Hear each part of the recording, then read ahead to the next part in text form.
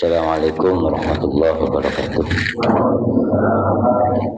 Alhamdulillah wassalatu wassalamu ala Rasulillah wa ala alihi wa sahbihi wa wala amma ba'du. Yang kami hormati semua jajaran takmir, assalam, dan juga para ulama atau masyarakat, juga yang kami hormati semua jamaah di Masjid As-Salam. Semoga kita semua selalu dijaga oleh Allah SWT, diberi hidayah, sehat walafiat, panjang umur, dan ikut baginda Rasulullah sallallahu alaihi wasallam. Amin ya rabbal alamin. Baik, kita akan meneruskan kajian tafsir rutinan yang selalu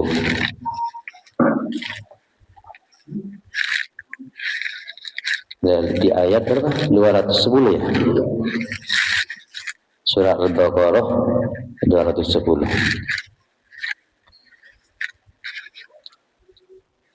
A'udzu billahi minasyaitonir rajim. Bismillahirrahmanirrahim. Hal yanzuruna illa ay ya'tiyahumullahu fi dhulalin minal ghamami wal malaikatu wa qudil amru wa ila Allahi turja'ul umur. Hal yang duruna, tidak menunggu siapa orang-orang yang tidak mau masuk Islam secara keseluruhan itu, illa ayyatiyahumullah, kecuali datang kepada mereka Allah, siapa Allah, fi dhulalin, di dalam naungan minal ghamami, dari mendung, wal malaikatu, dan malaikat, wa qudiyah, dan telah diputus al amru, apa segala urusan, wa ilallahi, dan kepada Allah turja'u, dikembalikan al umur, apa segala urusan.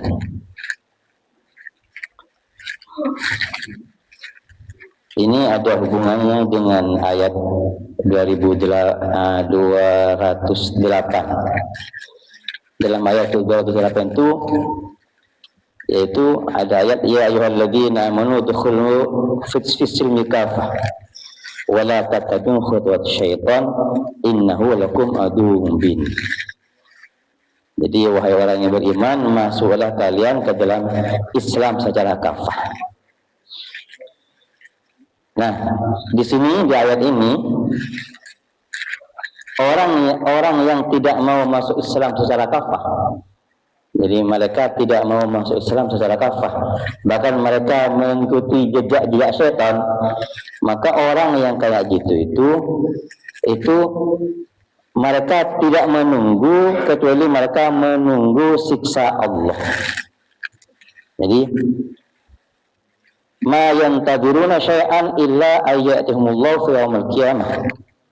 Jadi mereka, orang-orang yang tidak mau masuk Islam secara kafah, bahkan mereka itu ikut jejak syaitan, mereka itu tidak menunggu sesuatu, kecuali mereka menunggu sampai datangnya siksa Allah di hari kiamat, atau kecuali mereka menunggu Allah di hari kiamat, di mana Allah akan memberikan keputusan kepada mereka di antara makhluk-makhluk, memberi keputusan dengan keputusan bahwasanya mereka akan diazab oleh Allah SWT.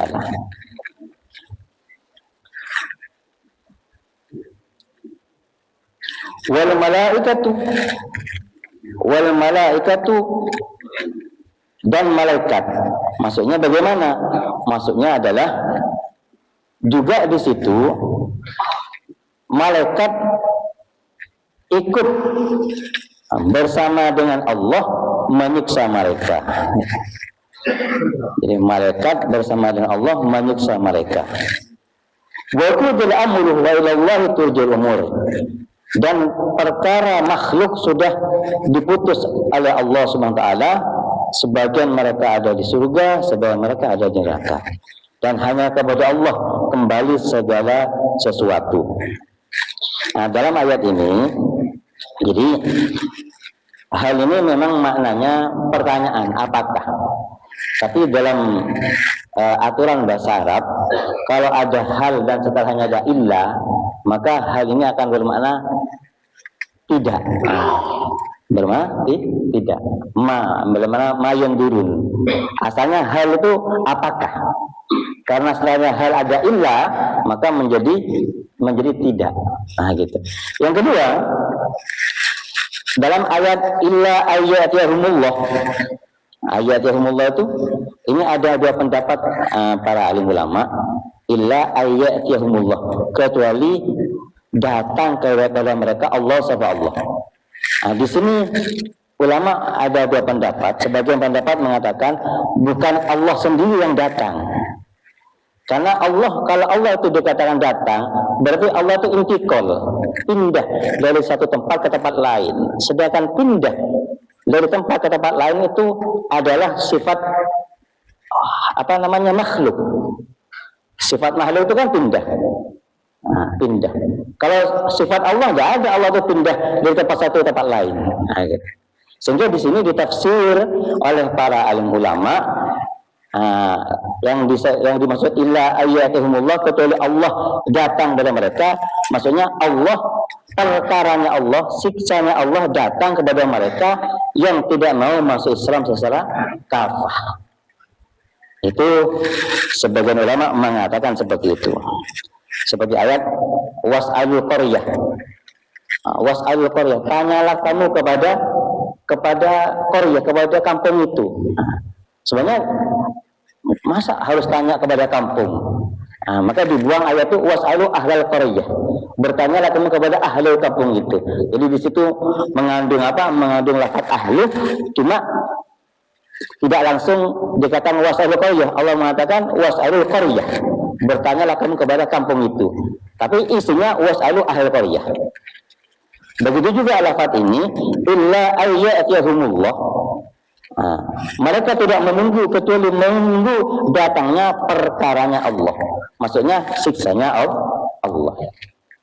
Ini pendapat yang pertama. Sebenarnya pendapat yang kedua menurut Ibnu Taimiyah dalam kitabnya juga beliau mengatakan itu memang sifatnya Allah. Jadi kalau ada yang bertanya, itu memang begitu, Allah yang datang. Cuma kalau ada yang bertanya, datangnya Allah kayak apa? Kok Allah datang? Maka dijawab, sebagaimana adatnya Allah tidak sama dengan makhluk, juga sifatnya Allah tidak sama dengan makhluk.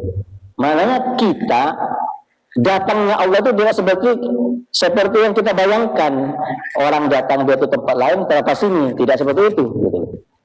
Tetap Allah sendiri yang datang, cuma sifat datangnya Allah tidak sama dengan sifat kita.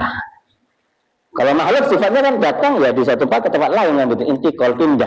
Tapi datangnya Allah kepada kita kalau ada hari kiamat tidak seperti yang kita bayangkan ukuran manusia, gitu loh.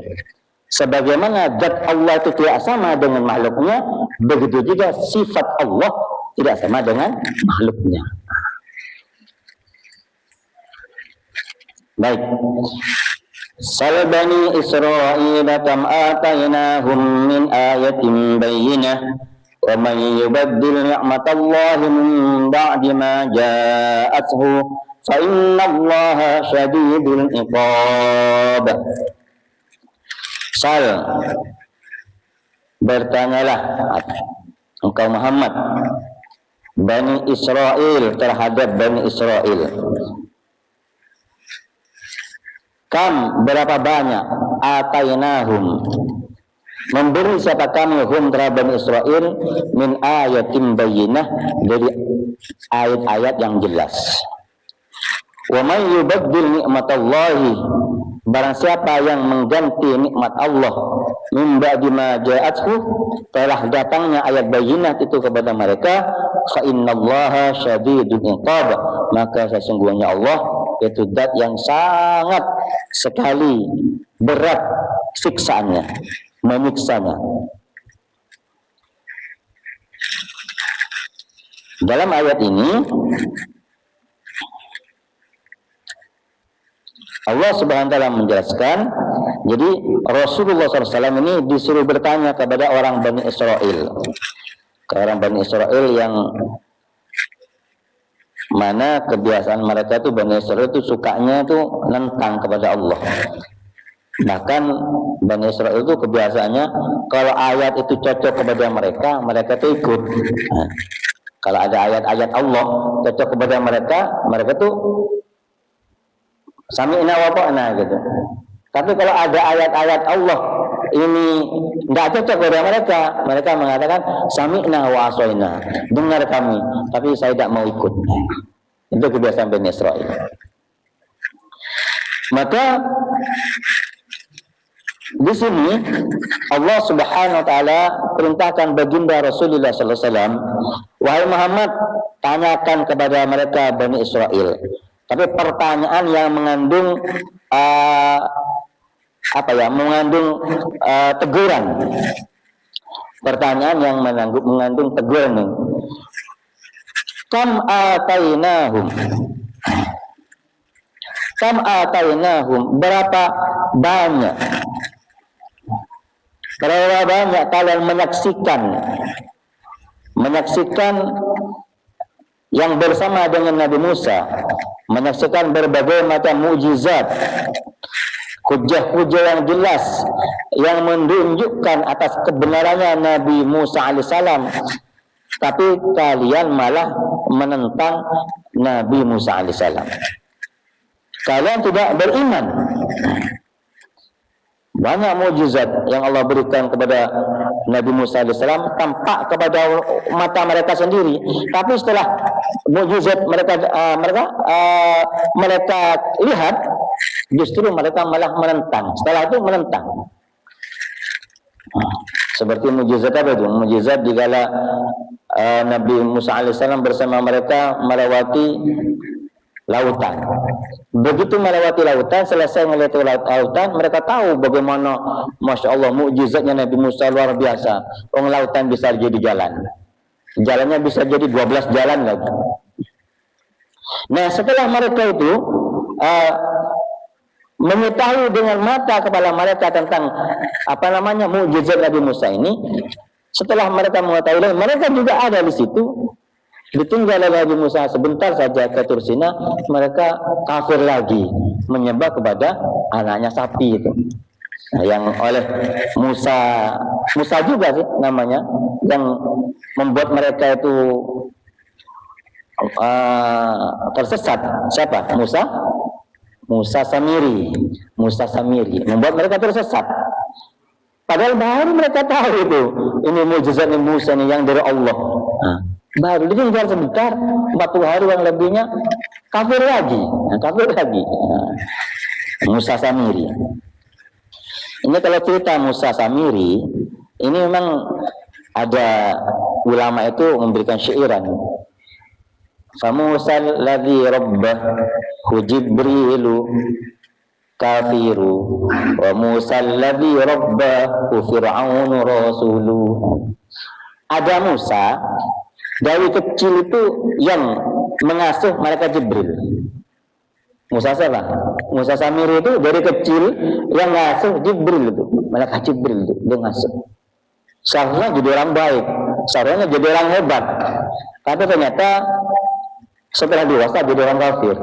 Nah, itu ada Musa juga, sama-sama Musanya, alladzi rabbah, yang diasuh oleh Fir'aun. Nah, tapi setelah dewasa menjadi nabi. Nah, ini masya Allah, ini kuasa Allah. Ini kuasa Allah. Nah, begitu juga ini. Jadi orang-orang Bani Israel malah di saat mereka itu dikasih ayat-ayat yang jelas tentang mukjizatnya Nabi Musa alaihissalam, justru mereka mengganti nikmat Allah yaitu dengan kekafiran. Maka Allah Subhanahu wa taala menjanjikan kepada mereka, memberi ancaman kepada mereka, fa inna iqaballahi lahu ilaihim syadid. Sesungguhnya siksa Allah, fa inna iqaballahi lahu alimun syadid. Siksa Allah kepada mereka sangat-sangat menyakitkan.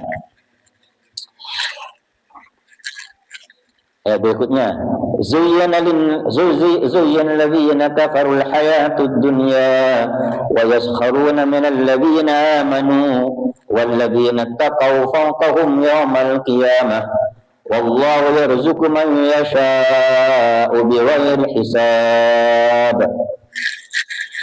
Zuyyina, dihias-hiasi atau dihias-hiaskan, lilladzina, kepada orang-orang kafaru yang kafir, siapa alladzina. Apa yang dihiaskan kepada mereka? Al-hayatud dunya, apa kehidupan dunia. Al-hayatud dunya, apa kehidupan dunia. Wa yaskharuna, dan mengejek atau meremehkan siapa orang-orang kafir, minal ladzina amanu, terhadap orang-orang yang beriman. Wal ladzina, adapun orang-orang ittaqau yang takut, siapa alladzina, fawqahum, maka mereka ada di atas orang-orang kafir, yaumal qiyamah, di hari kiamat. Wallahu, adapun Allah, yarzuqu, itu memberi rezeki siapa Allah, man, terhadap orang, yasha'u, yang berkehendak siapa orang, biwarisab, dengan tanpa disangka-sangka atau dengan rezeki yang luas. Ini saya maknai perlafaz. Ini makna pondok kayak gitu, biar jelas tiap lafadznya. Baik, di sini dalam ayat ini zuyyinat lahum syahwatud dunya wa na'imuha hatta nasul akhirah wa ushribat mahabbatuha fi qulubihim hatta tahafatu 'alaiha wa aradu an daril khulud. Jadi dihias-hiaskan kepada orang-orang yang menentang kepada Allah, orang-orang kafir. Apa yang dihias-hiaskan kepada mereka? Syahwatud dunia, syahwatnya dunia, kesenangan dunia. Wa na'imuha, dan nikmatnya dunia. Ya, nikmatnya dunia ini dihias-hiaskan kepada mereka, kepada orang-orang kafir, hatta nasul akhirah, sehingga mereka lupa pada akhirat. Orang-orang yang terbiasa menentang Allah, orang-orang yang terbiasa menentang Allah, orang kafir atau orang yang ikut orang kafir sifatnya, ini mereka itu saking menikmati dunia sampai lupa kepada akhirat. Sehingga ada orang kadang dikasih cerita akhirat itu sampai bilang, apa benar ada akhirat? Kayak gitu kadang.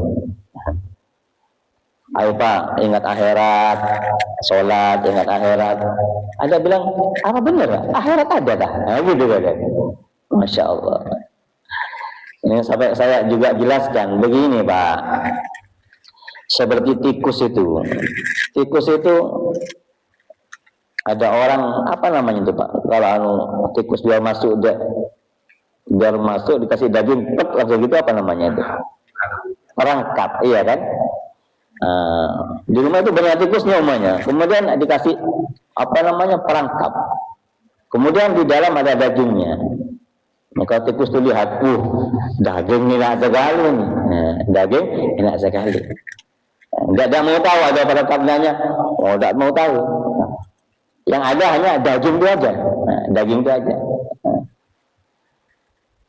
Ada tikus pengalaman mungkin pernah kena perangkap tapi lari, masih tahu. Namanya, jangan masuk itu. Kamu kalau masuk nanti kamu kena jebak. Setelah kamu kena jebak, kamu ditusuk kamu. Nanti ada pakunya, ada apinya. Katanya, mana udah ada paku nih, mana ada api, yang ada hanya daging enak itu. Tidak mau dengar, ya. Masuk dia. Begitu masuk, kena perangkap. Yang tadi tidak ada menjadi ada. Begitu kena perangkap, anak tuan rumah datang, Pak, kena tipusnya katanya. Datang bapaknya, ini yang makan beras ini katanya. Ngamuk bapaknya itu kan, bawa celurit, bawa apa namanya lagi, bawa paku, bawa macam-macam dibawa yang tadi tidak ada jadi ada. Baru dia sadar, baru dia kaget. Yo benar betul kata-katanya tadi itu. Ngamuk kan yang punya itu. Orang juga gitu, dibilang nanti di akhirat ini ada di kubur ada malaikat munkar nakir, ada ini, ada itu, mana ada aman ini. Yang ada hanya ada air kok sama kopi. Ya. Masya Allah. Ada air sama kopi, saya minum dulu tapi airnya ya. Minum dulu airnya, monggo. Bismillahirrahmanirrahim. Kalau jajannya nanti, kalau saya makan jajan nggak jadi nih ngomongnya. Begitu. Begitu masuk perangkap, masuk kubur, masuk maut sudah datang berperangkap, baru kaget. Baru kaget. Sebagaimana ulama juga ceritakan, seperti apa juga, seperti ceritanya namanya ikan itu. Ikan dipancing kan, dipancing. Ada makanan enak. Ibunya ikan bilang jangan dimakan nak, hati-hati ya. Itu di situ kalau kamu makan itu nanti ada kamu digoreng nanti kamu. Ada apinya, ada wajannya. Tapi anaknya tidak mau dengar kata ibunya ini. Ibu ini kolot ini, ibu tak modern dengan kolot. Mana zaman sekarang ada api. Ngomong dalam air masih ada api, mereka ya kan tidak tahu wajan. Maka pancingan tadi dimakan. Begitu dimakan, diangkat ke darat, baru terbelalak dia. Yang tadi tidak ada menjadi ada. Tadi tidak ada menjadi ada. Akhirnya ada pisau, ada api, ada macam-macam. Masya Allah. Disitulah baru tahu kenyataannya. Maka hidup ini juga sekarang ini sebenarnya hidup kita ini sekarang ini nyata. Seakan-akan akhirat itu masih cerita sekarang ini. Akhirat cerita sekarang. Tapi nanti akhirat akan menjadi nyata, dunia akan menjadi cerita. Akan terbalik nanti. Sekarang dunia ini nyata, akhirat cerita.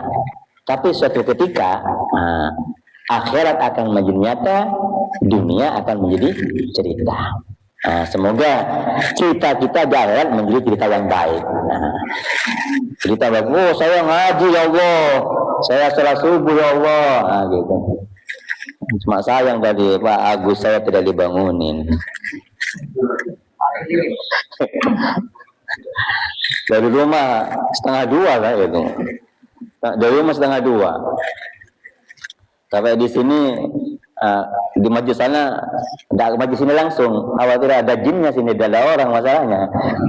Hanya di masjid pinggir jalan itu kita buat amal sedikit, kayak gitu jam 4 bagus ya. Ya kalau 4 sedikit, bagus saya istirahat dulu ya. Nanti udah dibangunin. Kayaknya kayak ceritanya Abu Hurairah dengan Rasulullah itu. Tertidur sampai habis tubuhnya. Itulah tempat manusia memang ya. Manusia itu mahalul khata wal nisyan. Baik. Jadi orang-orang kafir itu kebiasaannya seperti itu. Jadi orang yang selalu menentang Allah, mereka itu seperti itu. Dan wa yaskharuna alladziina aamanu, dan mereka meremehkan orang-orang beriman. Jadi orang beriman ngapain masjid terus, ngapain sebentar-sebentar adzan ke masjid, sebentar begini. Mereka karena beriman. Gak kaya-kaya kamu kalau gitu, gak kaya-kaya kamu kalau gitu. Coba aku nih sudah kaya raya, semua saya kerjakan. Anda tahu halal haram semua dia dilibas itu. Dalam ayat lain dikatakan innal ladzina ajramu kanu min ladzina amanu yadhakun. Jadi orang-orang yang pembuat dosa itu memang selalu menertawakan orang-orang yang beriman. Orang beriman itu ditertawakan. Orang pendosa itu. Orang lewat, mau kemana? Mau silaturahmi, mau kemana? Mau ke masjid? Kalau ini kerjaan yang ngono-ngono tok, gitu aja, ditertawakan. Tapi Allah Subhanahu Wa Taala menjawab apa yang mereka kerjakan. Apa jawaban Allah? Walladzina taqaw fawqahum yaumal qiyamah. Wal mu'minuna al-muttaquna lillahi. Orang yang beriman dan punya sifat takut kepada Allah Subhanahu wa taala, maka mereka kelak di akhirat ada di atasnya orang-orang kafir itu. Punya pangkat yang tinggi. Fahum fi a'lal illiyyin wa ulaka fi asfalis safilin. Orang yang beriman ini akan berada di surga yang tinggi, sedangkan mereka yang dulu menghina orang yang beriman akan berada di neraka yang dalam. Orang yang beriman di akhirat mulia, sedangkan orang kafir di akhirat akan menjadi hina. Jadi dibalik oleh Allah SWT. Wallahu yarzuqu man yasha bighairi hisab. Dan Allah Subhanahu wa taala kuasa sekali Allah memberi rezeki kepada kekasih-kekasihnya dengan rezeki yang luas, yang luar biasa, tidak ada habisnya. Tidak ada habisnya. Tidak ada putusnya. Wallahu yarzuqu man yasha bighairi hisab. Ay yadkhuluna jannah yurzaquna fiha bighairi hisab. Orang yang beriman akan dimasukkan oleh Allah ke surga dan di sana orang yang beriman akan diberi rezeki oleh Allah SWT dengan rezeki yang luas, yang luar biasa. Hanya kita ini orang beriman, hidup apa yang ada ini kita syukuri. Kita syukuri. Ada ustaz saya itu bilang, ada orang kaya ini sebenarnya tidak harus bawa uangnya pakai tas digendong kemana-mana. Udah punya uang berapa miliar, berapa triliun, tidak harus tasnya dipikul kok kemana-mana, enggak. Orang kaya ini cukup bawa ATM, cukup bawa ATM atau nomor rekeningnya aja. Sekarang kan ngambil tanpa ATM juga bisa kan? Juga bawa itu aja orang kaya itu. Oh, pakai digital ya. Nggak usah pakai emasnya dipikul kemana-mana, uangnya untuk beli-beli. Nggak usah seperti itu. Orang kaya seperti itu. Itu kaya sebenarnya. Maka orang yang beriman itu orang yang kaya sebenarnya. Jadi orang yang kaya sebenarnya. Bagaimana? Kelak di akhirat orang beriman di dunia aja nggak usah pakai apa-apa. Kenapa?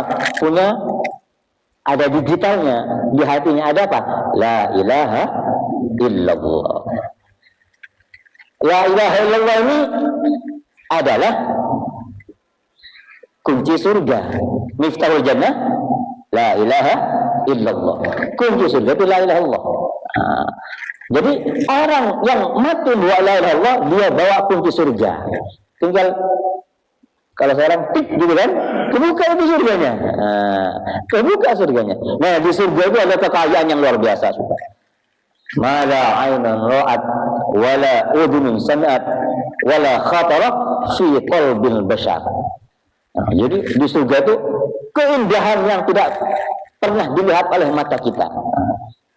Tidak pernah didengar oleh kuping kita. Ceritanya walaupun luar biasa, itu belum apa-apanya. dan belum terdetik di hati orang. Kayak apa orang terdetik hatinya indahnya surga, itu belum apa-apanya. Saking indahnya surga. Masya Allah. Sehingga orang beriman tidak usah kaget.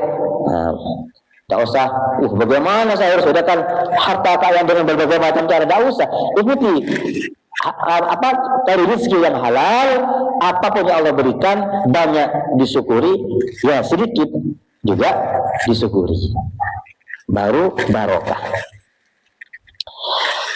Kana an-nasu ummatan wahidah wa ba'atha Allahu an-nabiyyina mubasysyirin wa mundzirin wa anzala ma'ahumul kitaba bil haqq liyahkuma bainan nasi fima ikhtalafu fihi wa ma ikhtalafa fihi illa alladhina utuhu min ba'di ma ja'atuhumul bayyinat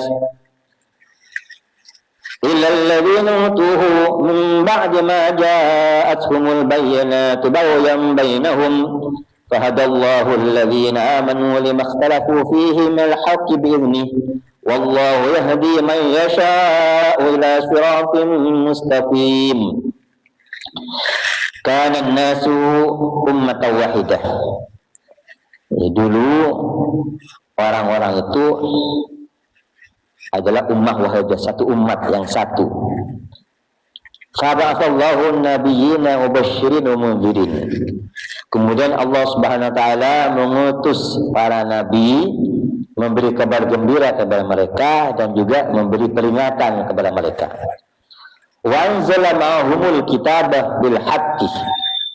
Dan Allah Subhanahu wa taala menurunkan kitab yang hak bersama para nabi itu liyakuma bainan nasi fi makhtalafu fihi, agar memberikan keputusan atau akan memberikan keputusan yang benar kepada orang-orang tentang apa yang telah mereka perselisihkan. Wa makhtalafa fihi illa alladziina utuhu min ba'di ma ja'atuhumul bayyinat baghyan bainahum. Dan tidak berselisih tentang perkara tersebut kecuali orang-orang yang telah diberi kepada mereka min ba'di ma ja'atuhumul bayyinat baghyan bainahum, setelah datangnya perkara kepada mereka, yaitu hujah-hujah kepada mereka. Jadi baghyan bainahum karena mereka hasud di antara mereka. Fahadallahu alladziina amanu lima ikhtalafu fihi min haqqi bi'idnihi. Maka kemudian Allah Subhanahu wa taala memberikan hidayah, petunjuk kepada orang-orang yang beriman tentang apa yang diperselisihkan itu, yaitu yang berupa perkara hak dengan izinnya Allah. Wallahu yahdi man yasha'u ila siratin mustaqim. Dan Allah Subhanahu wa taala memberi petunjuk kepada orang yang dikehendaki, diberi petunjuk ila siratin mustaqim, ke jalan yang lurus. Jadi di sini dalam ayat ini kana an-nasu ummatan wahidah ay kanu 'alal iman wal fitrah al mustaqimah. Dulu orang-orang ini waktu ada nabinya, mereka iman kepada Allah, alal wal fitrah mustaqimah. Fitrah ini adalah kecenderungan untuk bertuhan, kecenderungan untuk bertuhan. Ini fitrah. Orang ini walaupun dia tidak tidak beragama tentang adanya Allah, tentang adanya Tuhan, kalau mereka itu sudah kena masalah besar, tetap akan menyebut nama Allah. Nama Allah. Fitrahnya itu sudah. Fitrah manusia itu bergantung kepada yang lebih hebat. Ini fitrah manusia. Kemudian mereka fakhtalafu wa tanaza'u. Kemudian mereka itu berbeda pendapat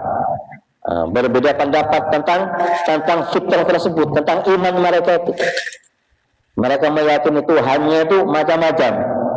Ada meyakini Allah sebagai Tuhannya, ada meyakini selain Allah, macam-macam sudah. Maka kemudian faba'athallahu nabiyyina mubasysyirin wa mundzirin. Kemudian Allah Subhanahu wa taala mengutus para anbiya untuk memberi petunjuk kepada manusia. Mubasysyirin lil mu'minin bi jannatin na'im. Memberi petunjuk kepada manusia dan memberi kabar gembira kepada orang-orang yang beriman dengan surga yang penuh dengan kenikmatan. Wa mundzirin lil kafirin bi'adzabil jahim. Dan memberi peringatan kepada orang-orang yang menentang, kepada orang-orang kafir dengan siksa neraka jahanam. Wa anzala ma'ahul kitaba bil haqq. Dan Allah SWT menurunkan kepada mereka kitab samawiyah, kitab dari langit, li hidayatil basyariyah, untuk memberi petunjuk kepada manusia hala kaunha, di saat adanya orang-orang itu yaitu berbeda pendapat tentang agamanya. Wa makhtalafa fihi ila alladhina utuhu ay wa makhtalafa fil kitabil hadi al-munir al-munzil li yazidil khilaf ila alladhina utul kitab. Dan tidak ada perbedaan di antara mereka kecuali orang-orang yang diberi kitab itu aja yang tidak mau. Orang yang diberi kitab tidak mau. Maksudnya, jadi orang-orang dulu dikasih kitab Taurat samawiyah, Injil juga samawiyah dari langit. Nah itu setelah turunnya Al-Quran, mereka tidak mau menerima Al-Quran, tidak mau menerima Al-Quran, tidak mau dengan Al-Quran, ikhtilafah, beda pendapat, tidak mau dengan Al-Quran. Kenapa mereka tidak mau dengan Al-Quran? Bukan karena mereka tidak tahu, bukan karena mereka bodoh, tapi baghyan bainahum, karena mereka itu hasud. Jadi mereka hasud kepada orang-orang yang beriman, hasud kepada orang beriman, seperti orang Yahudi itu. Ini sebenarnya tahu Islam itu benar, tapi kenapa mereka tidak mau beriman? Karena mereka mengatakan, oh Nabi itu dulu dari Bani Israel kok sekarang kok dari keturunannya Ismail. Nah, mereka tidak mau gitu loh. Tahu mereka itu kalau benar Rasulullah SAW itu, tapi mereka tidak mau menerima. Kenapa? Baghyan bainahum. Jadi mereka itu hasud, dengki hatinya. Kok tidak dari golongan kita gitu loh, dari golongan mereka. Fahadallahu alladziina aamanu lima ikhtalafa fiihi minal haqqi bi'idhnihi. Kemudian Allah memberi petunjuk kepada orang beriman kepada perkara yang hak, yaitu kepada agama yang benar. Mana yang dalalah, mana yang hak, diberi hidayah, dikasih petunjuk oleh Allah. Wallahu yahdi man yasha ila siratin mustaqim. Dan Allah memberi petunjuk kepada orang yang dikehendaki untuk diberi petunjuk ke jalan yang benar, yang bisa menyampaikan mereka kepada jannatin na'im, ke surga. Ama sibatum an tadkhulul jannata walamma ya'tikum mathalul ladzina khalau min qablikum massathumul ba'sa wad-dharra'u wa zulzilu hatta yaqula ar-rasul wal ladzina amanu ma'ahu mata nasrullah ala inna nasrallahi qarib. Ini ayat turun waktu perang Ahzab. Ada sebagian mengatakan turun waktu perang Uhud. Sebagian ulama beda pendapat. Di dalam perang Ahzab itu kaum muslimin betul-betul tertekan karena orang-orang musyrik mereka bersekutu dengan orang-orang Yahudi dan orang Arab seluruhnya untuk menyerang Madinatul Munawwarah. Maka Rasulullah SAW membuat parit di mana keliling Madinah itu, buat parit. Di saat itu sahabat dalam juga kekurangan, kelaparan,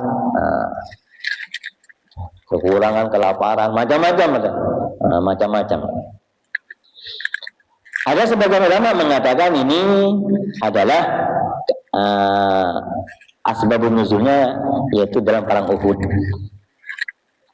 Nah, seperti itu.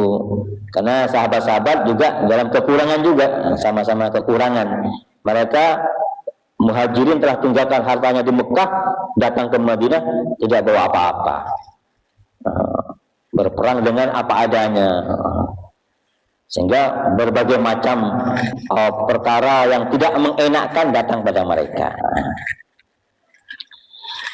Nah, di sini untuk memberikan mereka tasliyah, yaitu tasliyah itu membuat biar tidak terlalu susah lah, disenang-senangkan itu oleh Allah SWT diturunkan ayat am hasibtum an tadkhulul jannah, apakah kalian menyangka kalian akan masuk surga, walamma ya'tukum mathalul ladzina khalau min qablikum, masih belum datang kepada kalian seperti yang telah terjadi kepada orang-orang sebelum kalian.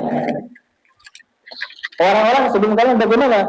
Masathumul ba'sa, mereka terkena malapetaka, wadarra, sengsara, wazulzulu, kena digoncang, macam-macam goncangan, hatta yaqula rasul walladzina amanu ma'ahu mata nasrullah, sampai para utusan, sahabat utusan dan orang-orang beriman yang bersama mereka berkata, kapan nih pertolongan Allah akan datang nih? Kapan Allah akan memberikan pertolongan? Maka dijawab oleh Allah, ala inna nasrullahi qarib. Ingat kata Allah, sesungguhnya pertolongan Allah itu dekat. Insyaallah ya. Karena banyak waktunya sudah. Monggo yang mau tanya. Monggo Bapak dan Ibu menyampaikan untuk pertanyaan. Satu Bapak dan yang kedua Bapak Basori. Silakan.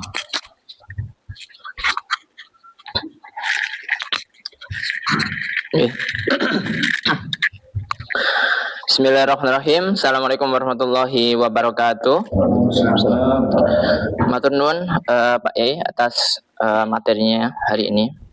Saya tertarik dengan satu kalimat yang tadi Pak Yai sampaikan, bahwa dunia ini sekarang itu nyata dan akhirat itu masih cerita, dan kelak dunia itu akan jadi cerita dan akhirat akan menjadi nyata. Nah, sedikit menyampaikan beberapa pengalaman Pak Yai. Beberapa hari yang lalu itu saya dan beberapa teman-teman itu kebetulan dapat kesempatan untuk mendaki gunung di Kawah Ijen. Tinggi sekali. Dan di sana saya melihat dari ribuan orang pendaki, sebagian besar mayoritas itu adalah para pemuda.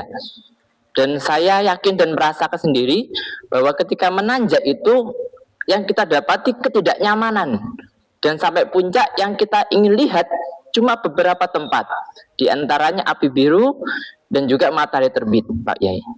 Dan kemudian yang ingin saya sampaikan bahwa majelis taklim seperti ini tuh kan kalau kita lihat sebagian besar di antara kita itu sepuh bahwa di tempat yang senyaman ini anak-anak muda itu justru tidak datang. Sedangkan di tempat yang saya katakan tidak nyaman itu, kafe mungkin ya, dan sebagainya, termasuk gunung yang sangat tinggi dan melelahkan itu, mereka itu berbondong-bondong datang ya. Bahkan sebelum jam 12 mereka sudah standby di atas. Ketika jam 2 mereka mulai nanjak, sampai pagi baru turun. Bahkan di antara mereka sebagian besar saya melihat tidak sholat subuh walaupun mereka muslim. Nah, kemudian pertanyaan saya begini Pak Yai, bagaimana cara yang mungkin kita bisa upayakan agar mereka-mereka yang muda itu bisa menikmati majelis taklim, majelis ilmu seperti ini sebagaimana kita bisa nikmati. Dan mungkin kalau menurut saya, agar kita itu bisa sama-sama sadar bahwa kelak dunia yang kita anggap nyata hari ini kelak akan menjadi cerita, dan akhirat yang dianggap cerita kelak akan menjadi kenyataan. Matur nuwun. Monggo. Mana Pak Basori? Biasanya ada di sini Pak Basori. Kok sekarang ada di belakang? Ganti posisi ya. Melanggar itu, harus ke depan. Tapi Di saya sholat, sini baru diterima pertanyaannya. tapi saya sholat subuh berjamaah Pak Yai. Mangga. Assalamualaikum warahmatullahi wabarakatuh. Waalaikumsalam warahmatullahi wabarakatuh. Saya di luar juga menyimak Pak Yai sambil bergurau dengan kelompok-kelompok luar pagar. Ya. Tadi ada istilah rizki juga, rizki Pak Yai. Saya juga kepingin mohon dijelaskan istilah rezeki. Kok ada rizki yang di dunia, ada rizki yang di akhirat, ya. Ya. Kemudian ada istilah barokah lagi. Apakah di akhirat juga ada istilah barokah? Karena ada istilah jannatun na'im. Di akhirat itu adalah surga yang penuh kenikmatan, begitu ya Pak Yai? Iya. Mungkin titik tekannya mohon dijelaskan tentang rizki. Apa itu sebenarnya rizki yang di dunia maupun yang di akhirat? Begitu saja Pak Kiai, terima kasih, mohon maaf. Assalamualaikum warahmatullahi wabarakatuh. Waalaikumsalam warahmatullahi Jadi sebenarnya dua ini, yang satu bagaimana menggerakkan pemuda, yang kedua rezeki yang bisa seperti apa. Oke. Memang kalau kita melihat sejarah pemuda di zaman sahabat, ini umur 19 tahun itu sudah bisa mengislamkan jazirah India itu. Juga cerita bagaimana dai-dai Allah kayak Zahid Rahmat, beliau itu umur 19 atau 21 sudah menjadi asbab Islamnya Jawa ini. Umur 19 itu 21. Dan setelah pemuda zaman sekarang umur 19 ada di mana itu? Umur 21 di mana? Nah, ini kok padahal mataharinya sama, ya kan? Nah, semuanya sama, ya kan? Yang diminum juga air, ya kan? Bahkan sekarang yang diminum juga lebih banyak macamnya. Kalau dulu sedikit macam minumannya. Nah, ini pertama dari pendidikan keluarga dulu. Jadi ibu itu madrasah kubro. Ibu itu ya. Oh iya. Jadi ibu-ibu ini adalah madrasah kubro. Madrasah yang luar biasa. Lebih hebat daripada semua madrasah yang ada di seluruh dunia nih ibu-ibu. Bahkan dengan Al-Azhar pun kalah dengan madrasahnya ibu-ibu. Nah, dimulai dari keluarga. Untuk mungkin bagi yang belum punya anak atau yang akan punya anak, nah, dimulai dari itu dulu. Jadi membentuk anak itu dimulai dari sebelum punya anak, ini sudah dibentuk.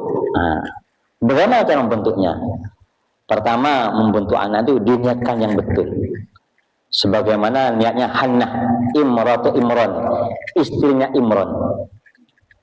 Beliau berkata kepada Allah, Rabbi inni nazartu laka ma fi batni muharrara fataqabbal minni. Ya Allah, aku niatkan bayi dalam kandungan ini untuk beribadah kepada Engkau. Bahkan lebih dahsyat itu, apa namanya muharrara itu sudah full untuk Engkau ya Allah, tidak ada yang lainnya. Nah, maka kita kalau punya istri, kasih tahu wahai istriku nanti kalau hamil siapkan, lihatkan anak kita itu untuk berbakti kepada Allah, untuk taat kepada Allah. Betul. Begitu lahir, ternyata lahir Maryam. Lahir Maryam. Ininya laki-laki itu. Ternyata lahir perempuan. Tapi karena perempuan ini, ibu tadi ini imannya kuat, Masya Allah solehah, punya masalah, dia tidak laporan kepada suaminya, tapi laporan kepada Allah. Rabbi inni wada'tuha unsa wa laysa dzakaru kal unsa. Ya Allah, saya melahirkan perempuan, ya Allah, padahal laki-laki tidak sama dengan perempuan. Beliau ini Masya Allah. Jadi laporannya kepada Allah. Saya ingin laki-laki sebenarnya Allah. Tapi yang ada perempuannya bagaimana lagi? Itu masih selalu mendoakan anaknya. Ya Allah, aku kasih nama Maryam. Wa inni sammaituha Maryam. Aku kasih nama Maryam ya Allah. Wa inni u'idzuha bika wa dzurriyyataha minasyaitonir rajim. Ini luar biasa ini. Ya Allah, aku minta kepada Engkau jagalah Maryam ini dan keturunannya dari syaitan. Itu didoakan sejak bayi itu, bahkan sejak dalam kandungan didoakan. Ini. Sehingga ceritanya Maryam pun selamat dari syaitan. Bahkan Sayyidatina Maryam ini melahirkan Nabi Isa alaihissalam. Nabi Isa pun selamat daripada syaitan. Bayi yang lahir, katanya ulama, itu mesti menangis karena diganggu oleh syaitan. Tapi untuk Nabi Isa alaihissalam tidak menangis karena selamat dari gangguan syaitan. Kenapa? Karena doanya mbahnya itu.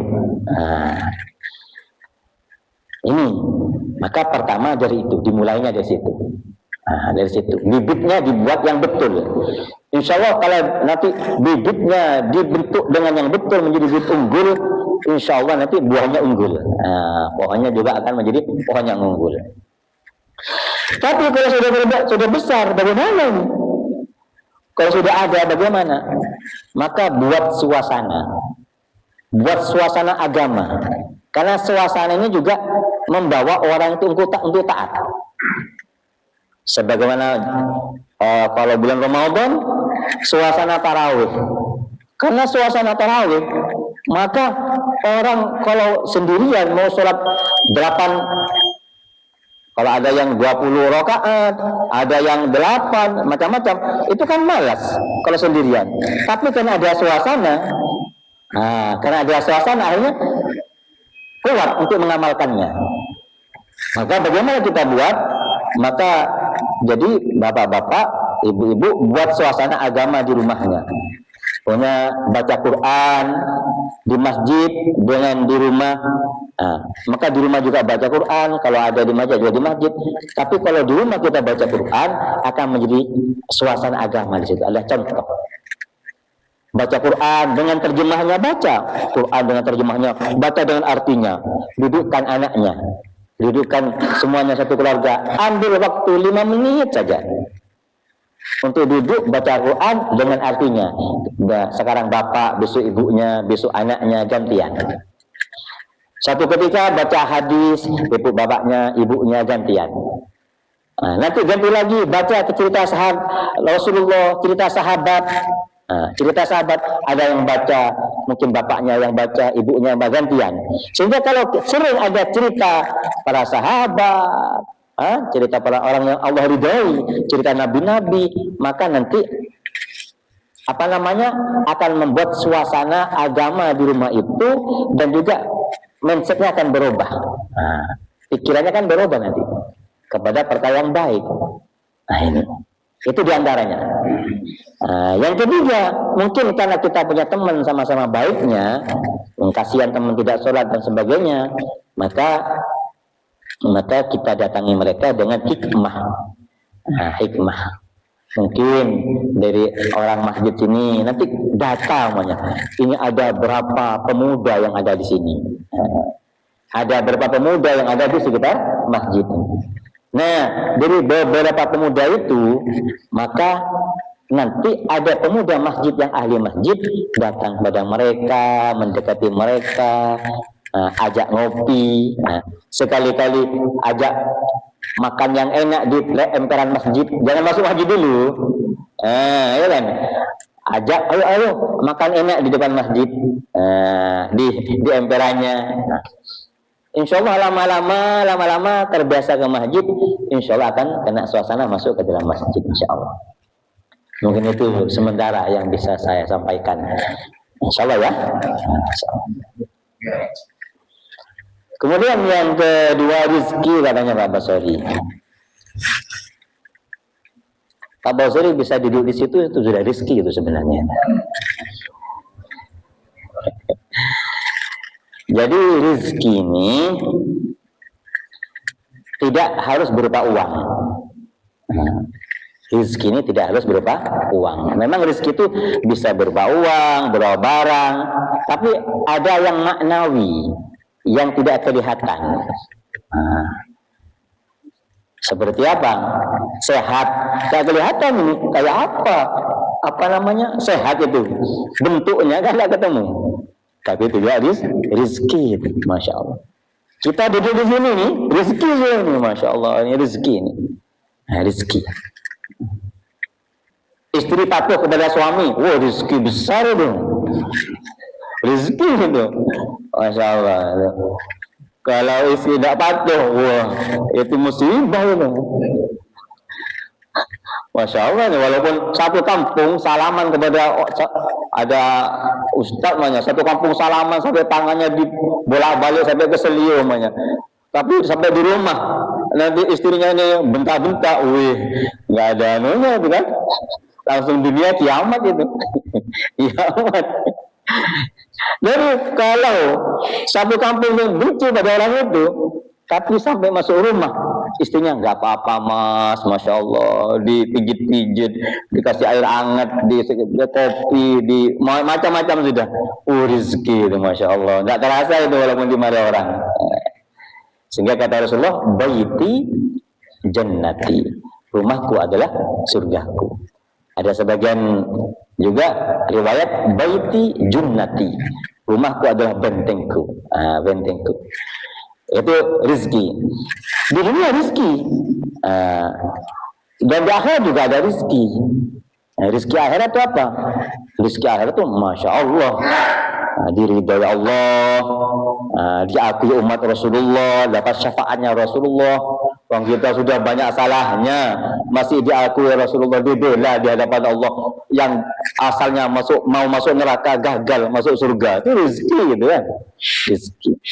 Nanti di akhirat amalnya sedikit, tapi dikubur amalnya sedikit, tapi punya anak yang beramal baik, sholatnya dijaga, amalannya baik dijaga, maka ngalir kepada kita pahalanya. Rezeki juga itu, rezeki. Cuma kalau rezeki akhirat, khalidina fiha, jadi kekal selama-lamanya. Kalau barokah, ada doa itu, entah ini apa hadis, siapa dawanya ulama, saya lupa. Ada doa kan, Allah marzuq, Allah barik li fil maut wa fima ba'dal maut. Nah, itu. Jadi saya pernah dengar dari guru saya itu, cuma saya lupa apa itu hadis, apa dawanya beliau. Jadi Allah barik li fil maut wa fima ba'dal maut. Ya Allah, berilah aku keberkahan di waktu mati dan setelah mati. Jadi barokah itu, istilah barokah itu sebenarnya ziyadatul khair, bertambah-tambahnya kebaikan. Nah, barokah kalau sekarang ya, kalau kita bertambah kebaikan ya barokah. Barokah. Bertambah kebaikannya barokah. Dan barokah di kala mati bagaimana? Mati bahwa la ilaha illallah Muhammadur Rasulullah, itu barokah. Dan meninggal yang paling barokah, meninggalnya siapa? Baginda Rasulullah, itu barokah untuk Rasulullah itu. Untuk Rasulullah barokah, dan umatnya juga barokah. Karena begitu, kalau ada Rasulullah, itu orang tanya langsung pada Rasulullah. Kalau sudah Rasulullah dipundut oleh Allah SWT, kata Rasulullah, nanti bila aku melihat kesalahan pada kalian, aku akan mintakan ampun kepada Allah. Cuma kadang kalau kita cerita, ada orang bertanya, Mbak, kenapa ya Rasulullah wafatnya kok kesakitan banget? Kan kesakitan gitu. Padahal ada orang-orang pilihan Allah juga di dunia ini, meninggalnya tersenyum, tidak kesakitan, enak meninggalnya. Kok Rasulullah sakit? Kenapa? Maka katanya guru saya itu, Rasulullah itu memang minta kepada Allah apa yang sudah ada pada umumnya manusia. Apa yang ada kepada umumnya manusia. Umumnya manusia itu apa? Seperti apa? Umumnya manusia itu kalau dicabut nyawa sakit. Rasulullah minta kepada Allah, memang minta seperti itu Rasulullah. Ingin merasakan apa yang dirasakan umatnya itu Rasulullah. Itu Rasulullah. Masya Allah. Sebagaimana dikatakan, ada sebagian orang mengatakan Rasulullah lahir dalam keadaan sudah disunat. Ada juga mengatakan, ulama mengatakan beda pendapat Rasulullah lahir tidak disunat, tapi setelah 7 hari baru disunat oleh Abdul Muthalib, mbahnya. Ini beda pendapat.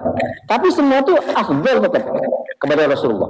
Kalau Rasulullah lahir dalam keadaan tersunat, berarti Rasulullah memang keutamaannya Rasulullah orang utama lahir dalam keadaan sunat. Apakah kalau Rasulullah lahir kemudian tanpa sunat, kemudian disunat 7 hari mengurangi keutamaan Rasulullah? Tidak mengurangi. Justru Rasulullah disunat setelah 7 hari seperti kebanyakan orang. Ini menunjukkan yang sunat itu mbahnya Abdul Muthalib, dan menunjukkan bahwa Abdul Muthalib ikut agama Ibrahim alaihissalam. Berarti mbahnya Rasulullah juga Hanafiyah, agama yang lurus, Itu baik, tidak kemana-mana. Jadi barokah seperti itu. Jadi barokah setelah mati, masya Allah, bertambahnya kebaikan nanti. Dikubur orang yang mati dapat nikmat, setelah masuk surga tambah lagi nikmatnya, tambah banyak-banyak. Tambah banyak-banyak. Insyaallah seperti itu. Oke. Cukup insyaallah nggih. Semoga pagi ini apa yang kita kaji bersama bermanfaat pada kita semuanya, dan keberkahannya mengalir kepada keluarga kita, anak keturunan kita, dan kampung sini dan kampung seluruh alam. Amin ya rabbal alamin. Alhamdulillah rabbil alamin, wassalatu wassalamu ala asyrafil anbiya wal mursalin wa ala alihi wa ashabihi ajmain. Alhamdulillah rabbil alamin. Ya awwalal awwalin wa ya akhiral akhirin, ya dzal quwwatil matin, ya rahimal masakin, ya arhamar rahimin, ya hayyu qayyum bi rahmatika nasta'in. Aslih lana syu'rana kullah wa la takilna ila anfusina tarfata 'ainin wa la aqalla min dhalik. Innaka in takilna ila anfusina takilna ila dha'fin wa khati'atin wa dhanbin wa halakin, ya arhamar rahimin. Ya Allah ya rabbal alamin, ampunilah dosa-dosa kami ya Allah, dosa dahulu, dosa sekarang, dan dosa yang akan datang ya rabbal alamin.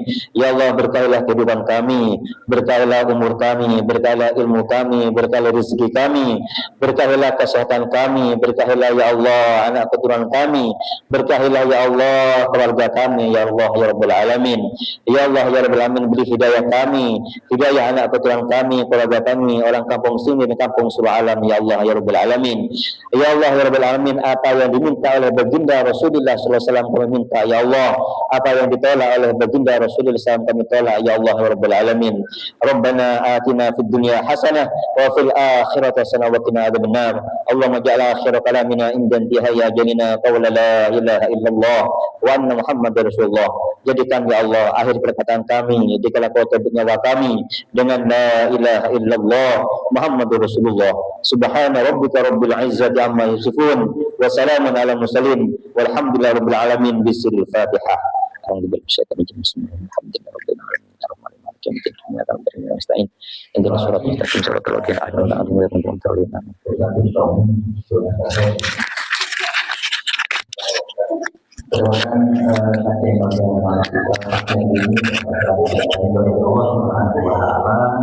dan sekaligus supaya lebih hangat lagi dari bapak dan ibu maupun yang usianya SMP atas mohon dicatatkan datanya ke masjid melalui Pak Guru. Mudah-mudahan nanti akan kita kemas sesuai dengan arahan kita ini untuk